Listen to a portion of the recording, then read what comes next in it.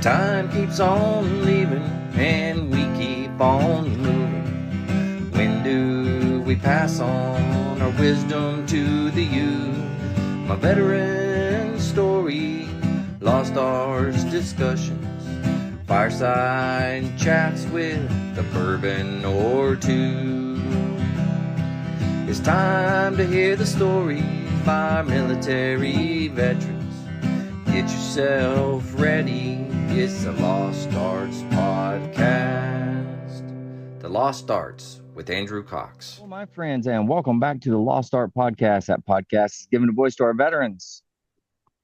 On today's episode, we'll be having a My Veteran Story with Navy veteran Mike Smith.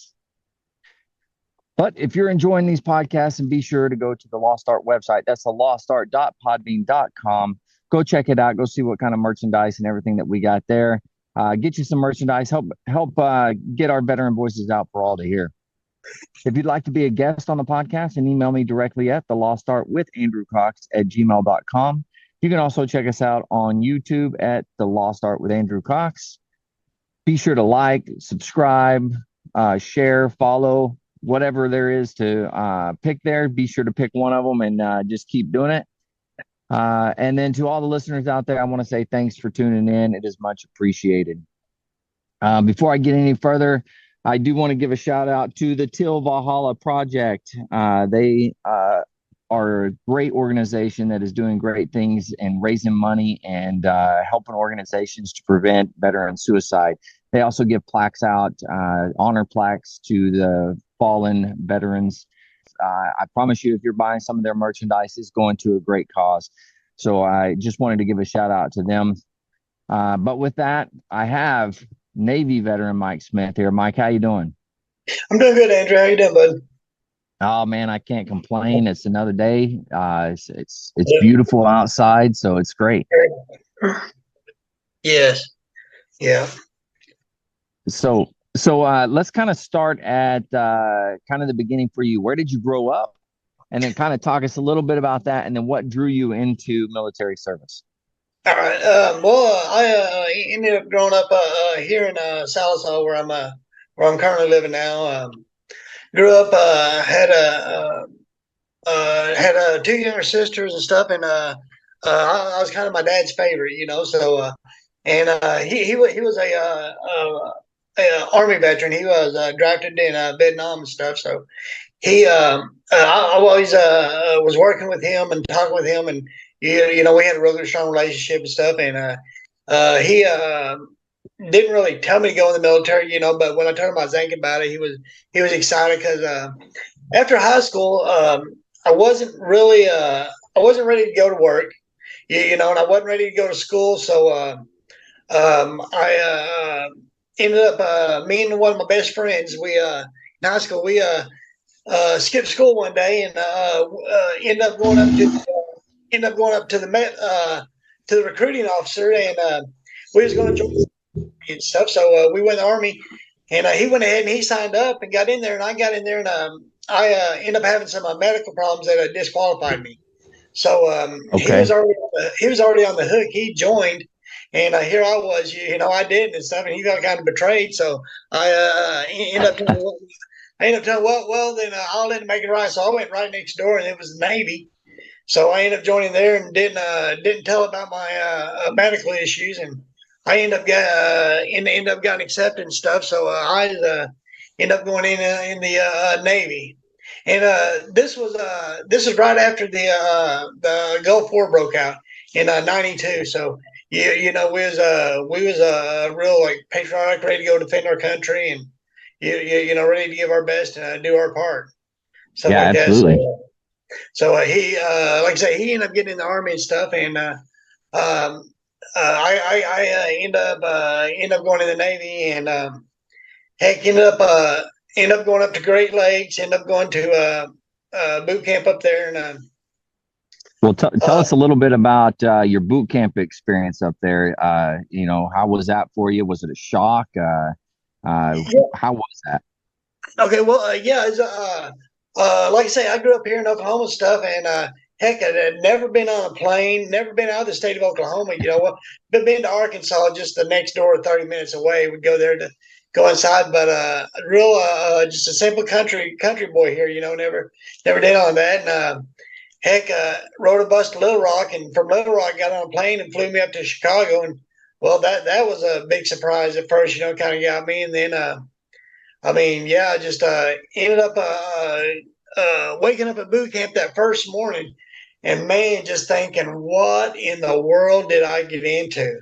Just people yelling and stuff, and I didn't know it no different than what I'd seen on TV, and stuff like that, and it was just a real life changing deal. But after I ended up getting into it, like I say, I think I'd go back and end up talking to my recruiter about that, because here I was in Illinois, Great Lakes, Illinois, in November.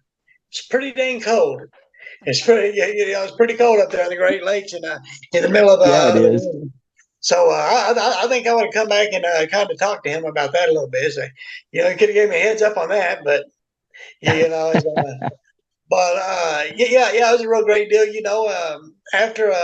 After boot camp, when we graduated, we got they ended up giving our company we got tickets to go see the Chicago Bears up there. So Wow. we went and saw the Chicago Bears.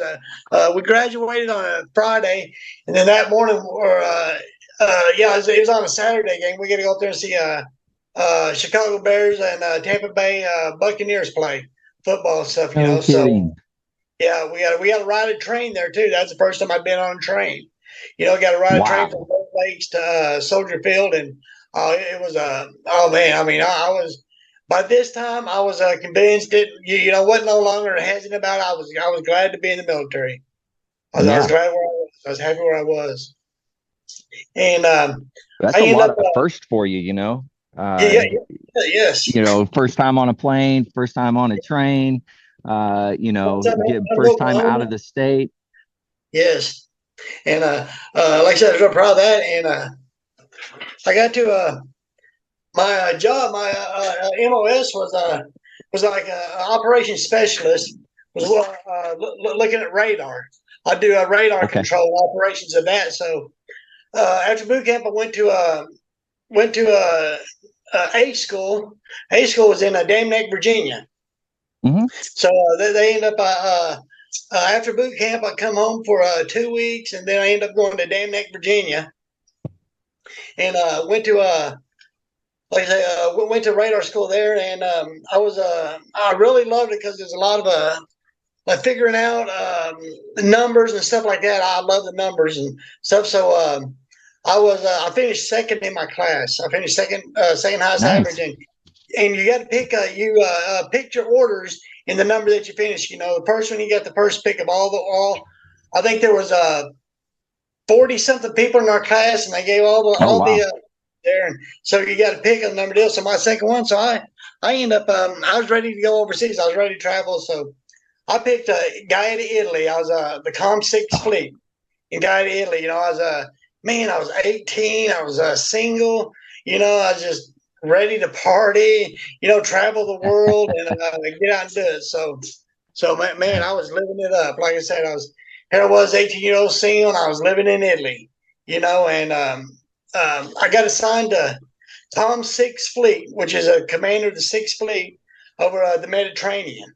So, as soon as you come across the big pond, the Atlantic Ocean, from the United States, going overseas there to Europe, you have to come into the Mediterranean Sea. So any ship that was coming there had to check in with us. And I was on a guided missile cruiser. We had a crew of about 400 people, and then we had since we had the commander or the admiral of the 6th Fleet, we had a 3-star admiral on board. So he had his own crew of 200. So there's 600 of us. Oh wow!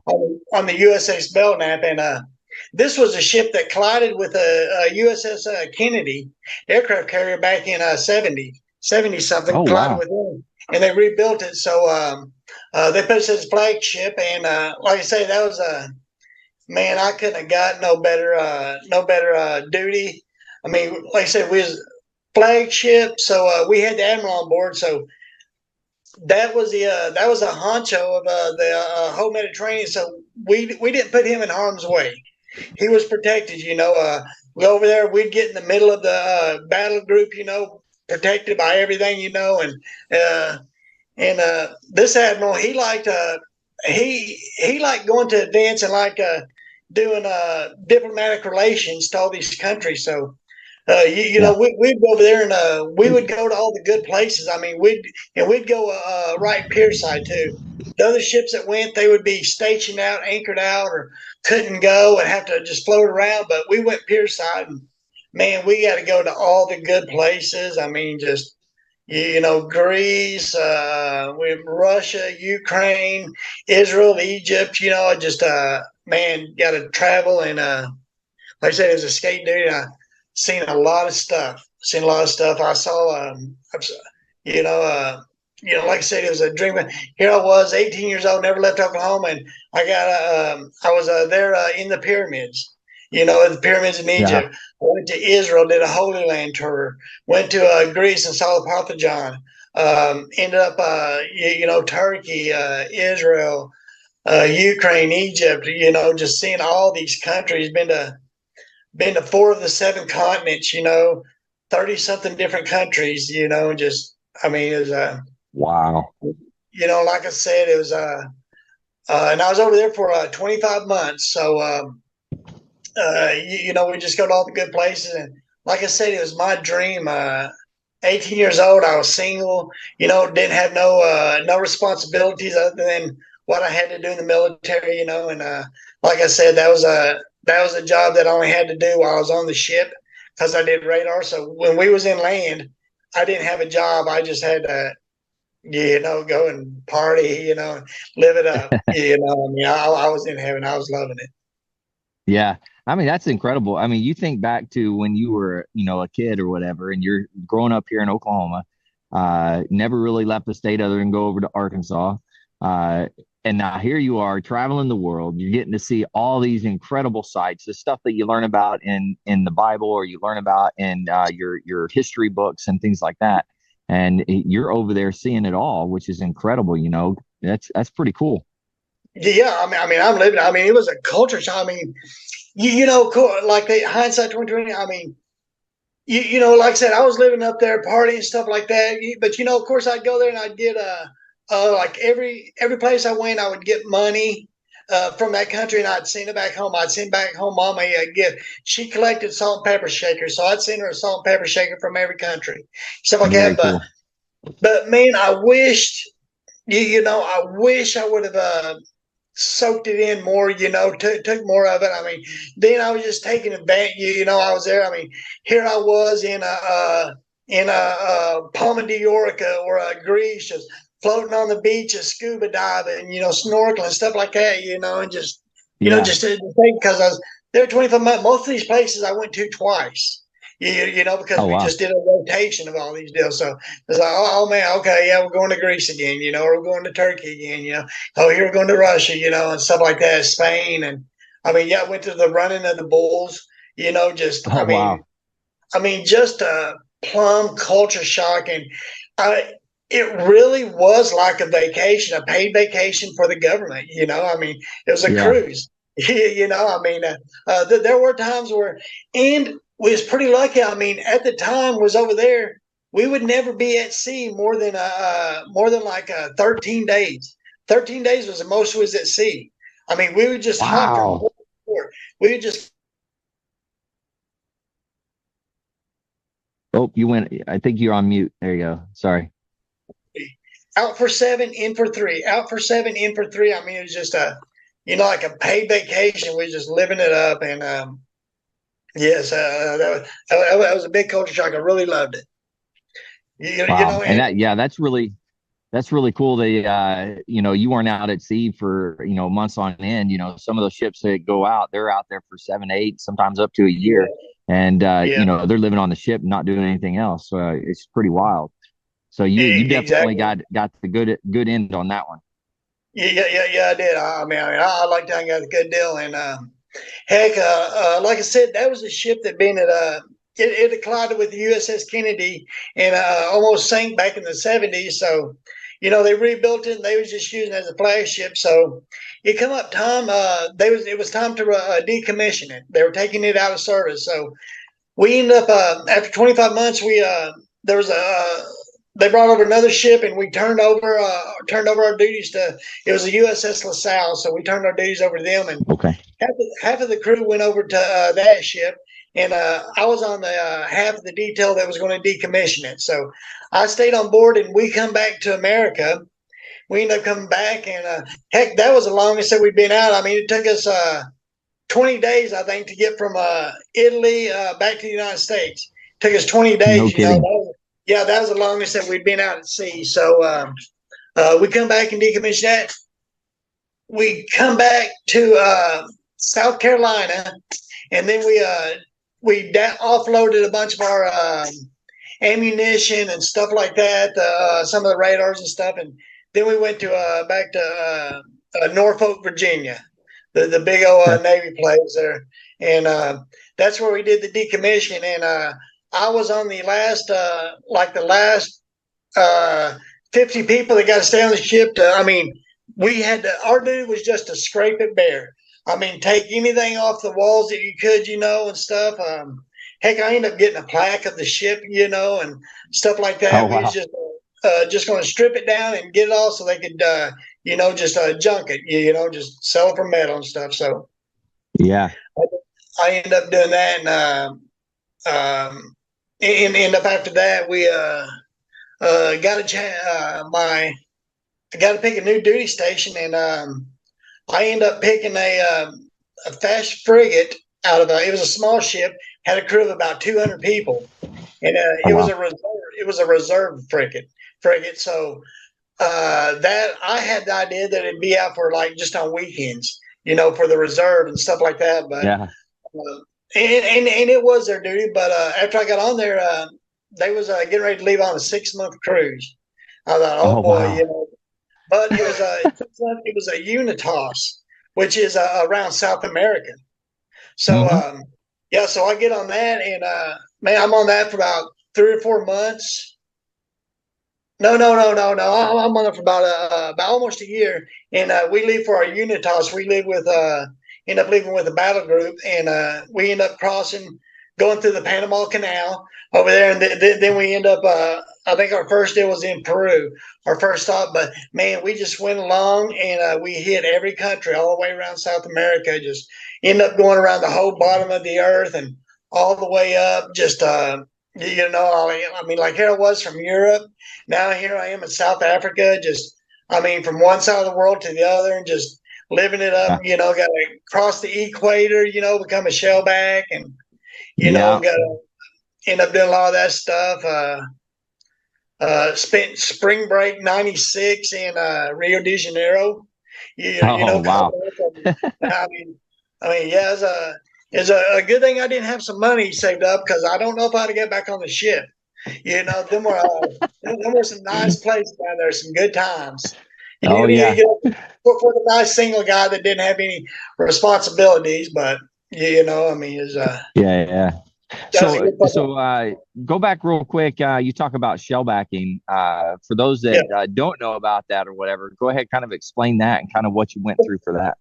Okay, the shellback is when you end up crossing the equator, and to do that, if you don't cross that, just like when I went there, I was a pollywog, which is just still. And if you cross the equator, you can go through like a ritual or initiation. Initiation, yes, initiation into it, and it's where all the other shellbacks just end up putting together whatever they want to. It's disgusting. Humiliate stuff like that. I mean, they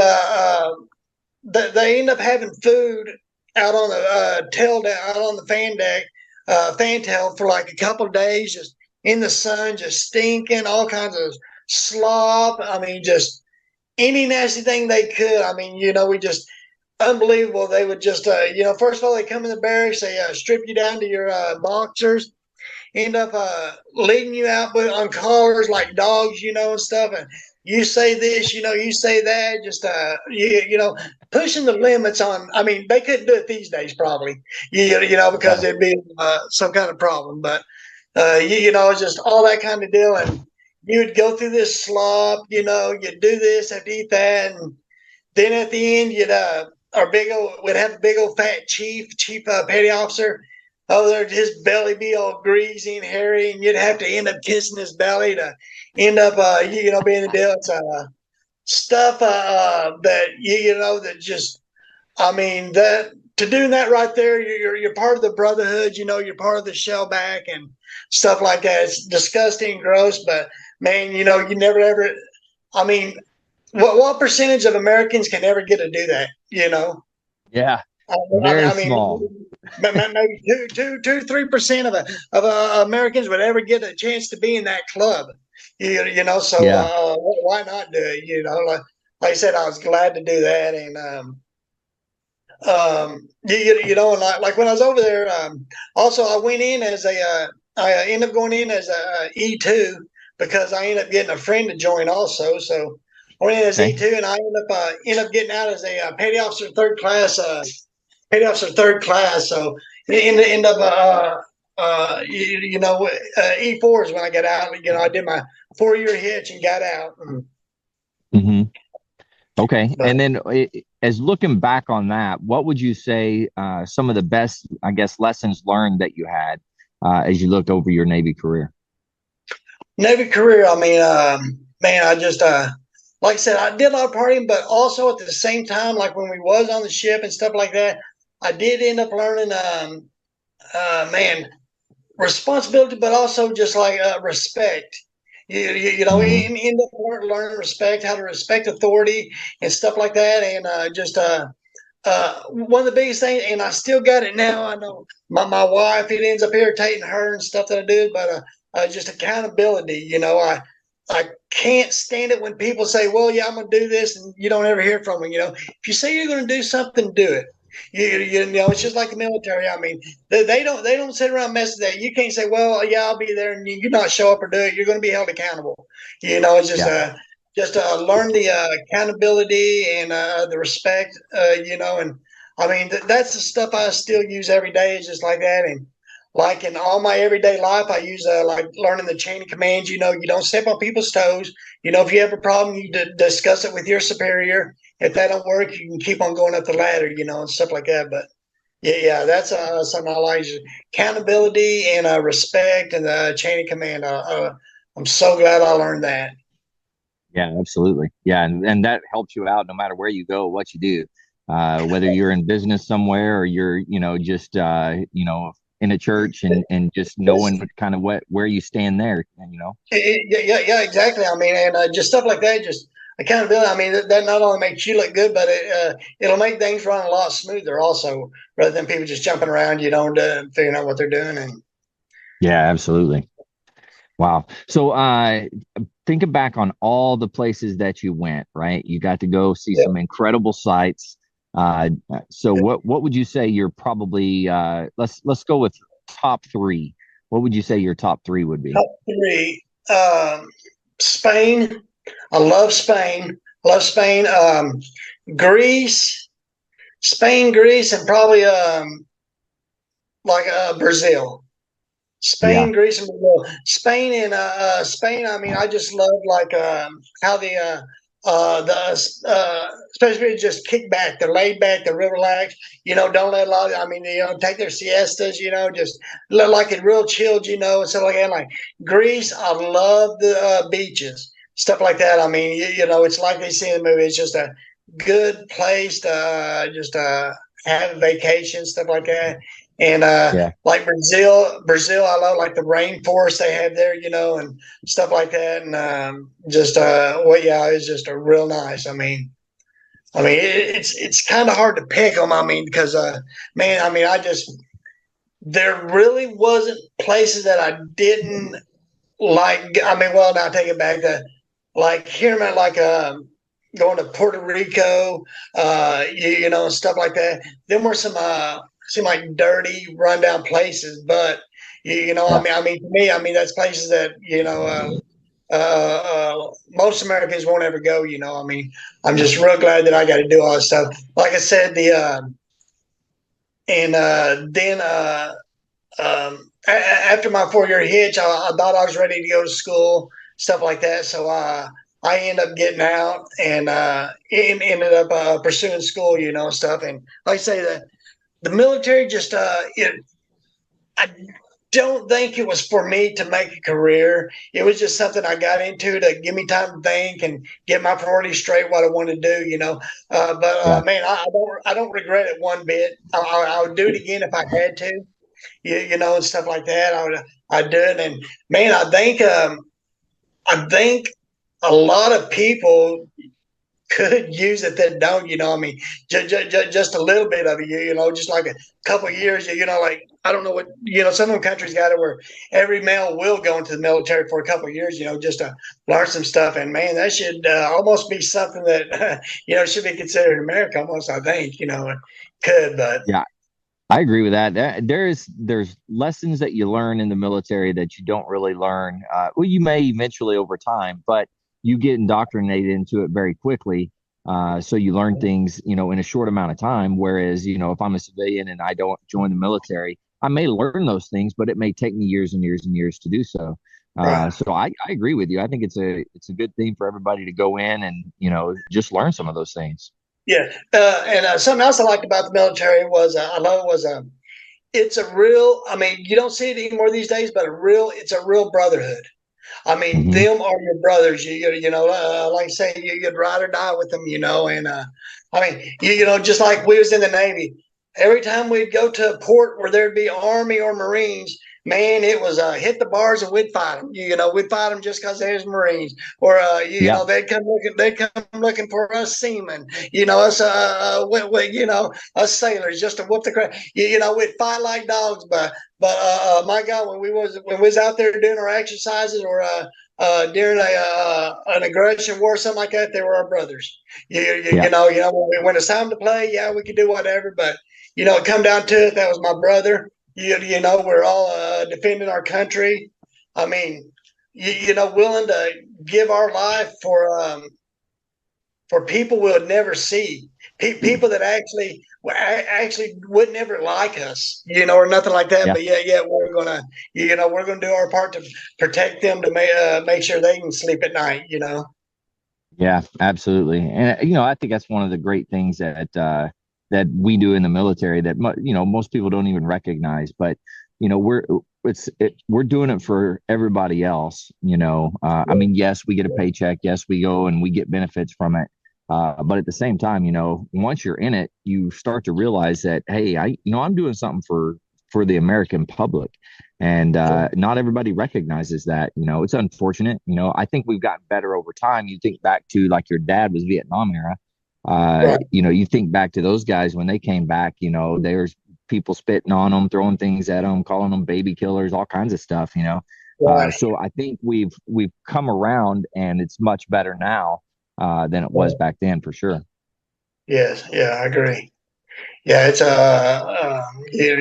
I say, I'm so glad that I did that and stuff, and I'd do it again if I had to, and You're out there and you're hurting, you need some help, any type of assistance. The VA has some wonderful things and easy things to be able to use. You can always dial 988, press option 1. You can text 838-255, or you can go to veteranscrisisline.net, click on that chat icon. Any of those options are going to put you in contact with somebody that's going to be able to help you out.